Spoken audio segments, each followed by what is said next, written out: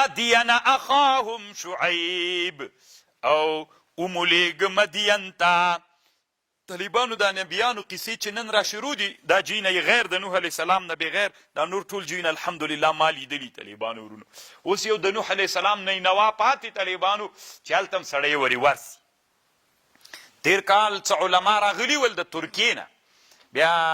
د یو 2 ساعته وخت غوښته ما چې مجلس سره وکړو بیا ډېر خوند ورک بیا ما ته ویلې چې ته ترکیې ته ورې راسه نو هغه ما سبقونو وخت وي مالې موږ سبقونه چې خلاص یې هلته ځمئ ترکه خو ډېر یخم او سبقونو وخت کې کیږي نه نو بیا تیار پکې طالبانو داسې علما ول چې د دیار بکر او د ترسوس ول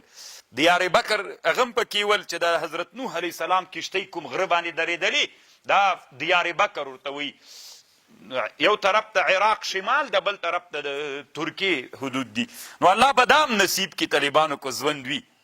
مدین خو طالبانو ډېر مې لیدلی د مدین ته خو ورغلی یم وإلى مدين أخاهم شعيب قال يا قوم اعبدوا الله ما لكم من إله غيره قد جاءتكم بينة من ربكم فأوفوا الكيل والميزان ولا تبخسوا الناس أشياءهم مکموی لخلق نشیان پورا ورکوی کیلو میزان ولا تفسدوا في الأرض بعد إصلاحها ذلكم خير لكم إن كنتم مؤمنين ولا تقعدوا بكل صراط